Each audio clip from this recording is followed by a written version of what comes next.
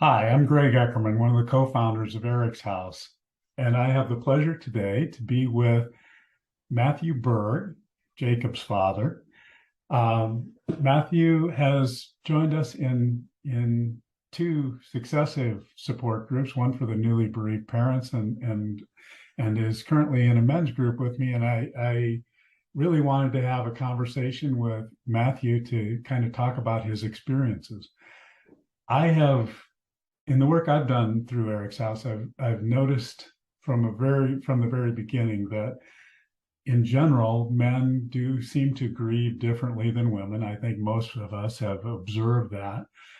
But over time, I've learned that it's really not a gender thing, that there are women who grieve in what many people would consider a masculine fashion, and men who can grieve in what would commonly be labeled a feminine fashion, more emotive. And so the more I've looked into it, I've come to understand that psychologists look at these in a little bit different way. They talk about the intuitive griever as the more, I guess, classically feminine model, more emotive and more open with expression of their emotions. And they label what I have thought of as the masculine grief style as instrumental. And further, they make it very clear that neither is superior to the other. Not one's not right and one's not wrong, and that those two approaches, those two styles of grieving, are kind of the extremes, and most people fall somewhere in between on that spectrum between them. And so I wanted to invite Matthew into this conversation because I think he brings a really interesting perspective, and I'd like to share that with you all. So, Matthew, if you would take just a moment and introduce yourself and Jacob, then we can kind of get started on our discussion. Sure. Thanks, Greg. My name is Matthew Burg. I live in New Jersey. My son, Jacob, was 22 years old, 21 years old whenever he passed. My son was born with autism and severe communication delay. And he had some pretty substantial challenges growing up. On top of that, I was a 20-year military veteran, so in and out a lot. Made for some challenges, obviously trying to provide a good home structure for him. But he was a really good kid, came a long way, was graduated from high school and into the transition program at his local high school here in Randolph, New Jersey. And Jacob was the model student there. He was the one that they all held up as an example of, with the right kind of parenting and cooperation with the teachers, that, this is what your kids could accomplish in overcoming their challenges. He had a couple of jobs. He was fantastically organized in his chores, and he was very motivated to do things. He was a bright kid, but the struggles in communication really led to a mismatch in his emotional age, so to speak, and his physical age. And he had some impulse control issues. And on the last day of school in December 23rd of 2021, he had a small issue that was completely recoverable at school. And he overreacted whenever he came home. My wife thought that he was upstairs, cooling off as he would typically do whenever he was upset. But when I went upstairs about 5 minutes later, I found him and he had hung himself. We had unsuccessfully tried to resuscitate Jacob, and we lost him that day. So that's the story of us to this point. I every time I hear that story, Matthew, it just tears my heart out. Thank you. I wonder, in our discussion about these two grief styles, do you see yourself as more instrumental or more intuitive in your natural style? Yeah, I would tell you that I definitely swing back and forth, as probably most do. it's not a dot plotted on a line that doesn't move. I think, you kind of go where you need to go based on how you're feeling at a given moment. But I would say that I tend more towards what you would call the feminine style, the intuitive, because I'm a little bit more comfortable expressing myself openly. And there are some reasons for that. I wasn't always this way. I had seen some people go through other programs, AA and some other programs as well. And I saw the power of what these folks had managed to gain from the community, and just being willing to stand up and say, I'm hurting, and I just need to talk about this, or I just need to let somebody know what I'm feeling. That is more me, but it's not an easy thing. It's not natural 100% of the time. So, I consider myself more on the instrumental end of the spectrum. And I have to admit that early on, when I first started to acknowledge that if I was going to heal, I needed to find support. And to do that, I was going to have to talk about this thing. I sort of perceived that when I looked at my natural style, that it was somehow wrong, or that it was, I don't know, that it was something that I needed to change. In fact, in the kinds of losses that we've experienced, there's a very natural tendency, I think, to feel guilt. They're so stigmatized. And it just felt like, oh, here's one more thing for me to feel guilty about. I can't even grieve right. Yeah. But I think, our whole premise is that to be able to heal, we need to be able to express our grief in connection with others. That that is mourning, and I think that's kind of opened me up. But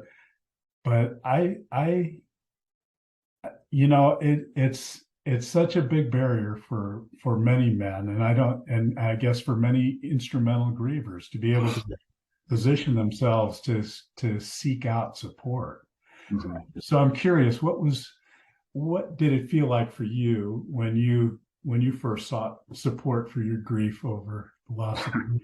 Yeah, I know that we've talked about this in our group, but I can tell you that, when we first lost Jacob, I thought that nothing could ever feel worse.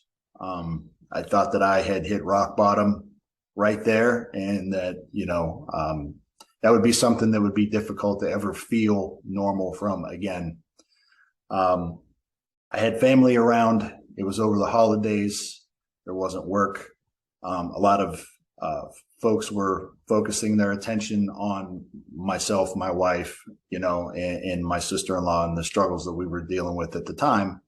When everybody else went back to work, Greg, this is when I didn't realize that there was a whole nother level, of struggle there. Because, once the shock of the situation wore off and the support wasn't there all the time, and, we live in New Jersey, my family does not. So it's not like we had a strong network nearby. I felt isolated. I felt extremely isolated. My wife and I grieve in different ways. She is more instrumental, which is unusual or unique. I guess that I'm the more intuitive and she's the more instrumental in our relationship. She certainly feels it. She's just not as expressive about it as I am. But, the guy in me doesn't want to unburden himself by putting his burden on his significant other, So I just started looking for, something along the lines of what I've seen help people that were hurting and in trouble before with drugs and alcohol, throughout my life. And I looked around locally, and unfortunately, because of COVID, a lot of things were shut down, and it was very, very discouraging. I had not really thought much about joining an online group because you thinking in terms of having somebody, nearby. Yeah. But when I found the Eric's House site and I reached out and connected with Greg and Marianne. It was huge. I felt an immediate connection with Greg, and I knew that this was the right thing for me to be able to move forward, and try to give my life a new meaning and purpose. I needed to have a place where I could, be fearless and be able to say what is inside me and hopefully help someone else as well. The community goes both ways. Yeah, it absolutely does. And I believe that it's one of the dynamics that happens in the groups is we connect with one another and we lift one another up. And I think I've found that opens me up to be more receptive to getting support from others, to know what it feels like to lift another person up. Yeah. So you've mentioned that you feel like you kind of move back and forth between those two poles, intuitive and instrumental grief style. Do you feel like is there a trend emerging for you? Our men's group is perhaps more focused on us each discovering our own personal journeys to healing and what that means. What does it mean to try to integrate our losses and try to find some way to move forward? But do you find that your style is sort of migrating over time? I think that for myself, certainly the more active we are with the groups, the more intuitive I am. The more I am away, like I was unable to attend last week, and I felt it. I felt that I was a little more internalized in what I was dealing with, and I do believe that is a function of that sense of community and that safe space because if you can do it there, if you can talk about what you're feeling there, it's not so hard because it's not the first time you're saying it is not in a parking lot talking to somebody that you haven't seen in a while, right. Or running to someone in a shopping center or a mall or whatever.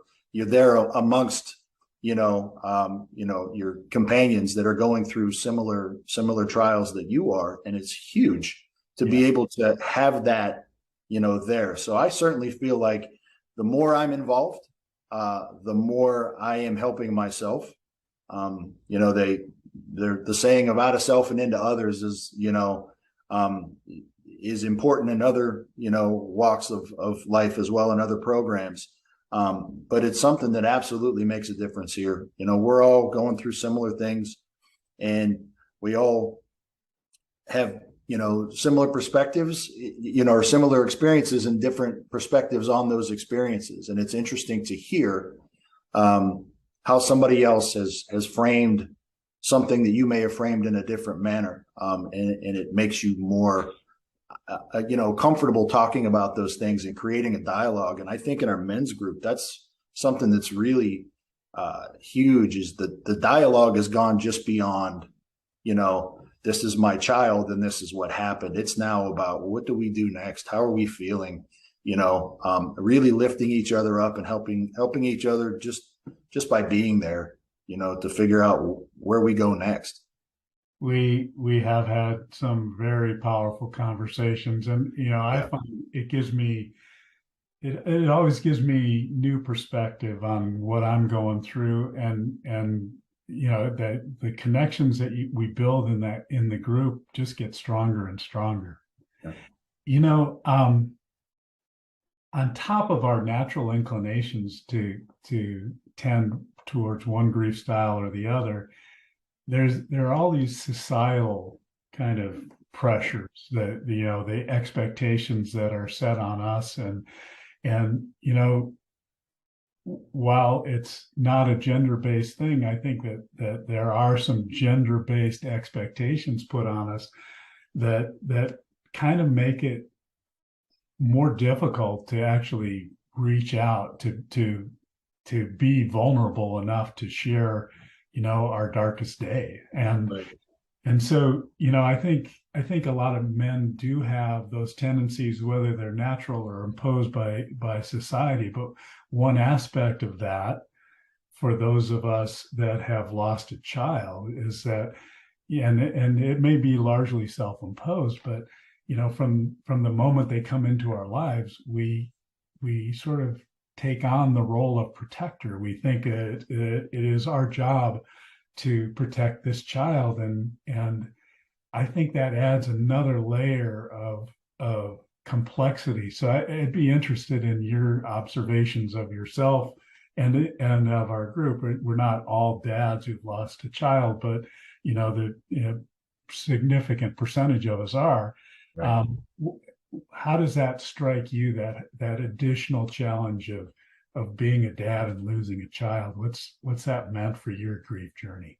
I think that for people that tend towards the instrumental, that are more inward, that certainly creates potentially an even larger barrier, because there's, like you said, there's a certain element of shame that comes along with feeling like you failed in your life's goal of protecting your child. Like you said, the minute they come into our lives,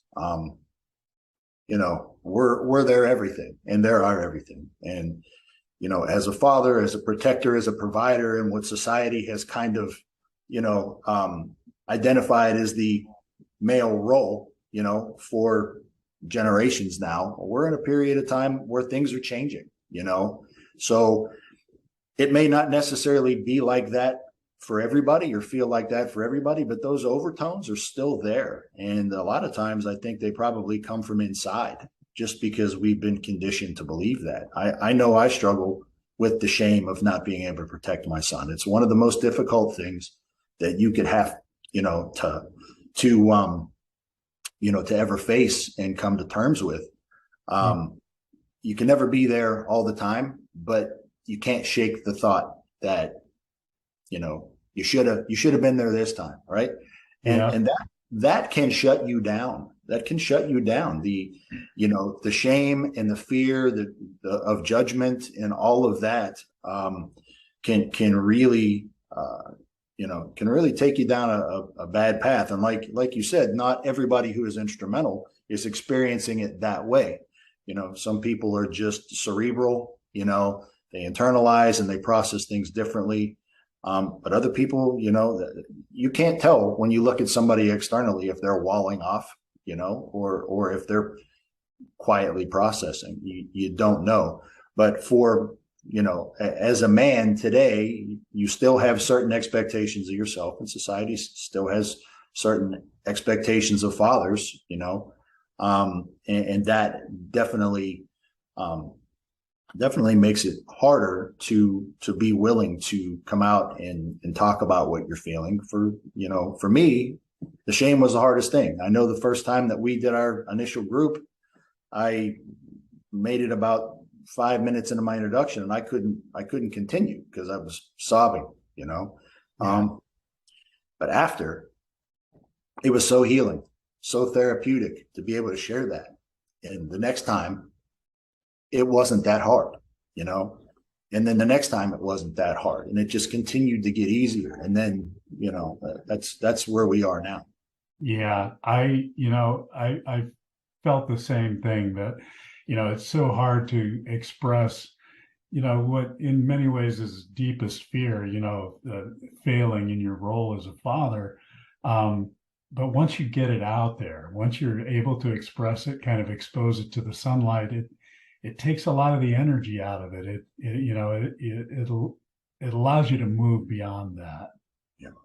So, Matthew, I wonder if we could close, if you've got any, my observation is we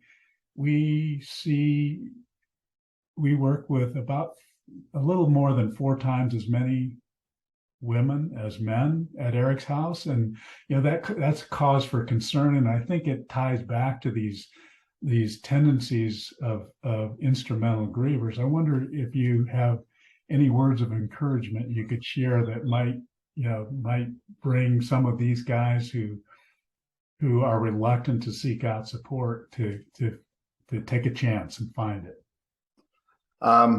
Yeah, I think that this is undoubtedly one of the best things that I ever could have done. I see the people in our group that we interact with on a weekly basis, and I can see that it benefits them as well, just in their comfort level in talking. And, you know, it's not an easy thing to reach out and say, I need help, and then want to talk about something that is weighing so heavy on you. But, you know, we have a saying, you know, that if you want to feel it, you know, if you're going to want to heal it, you're going to have to feel it.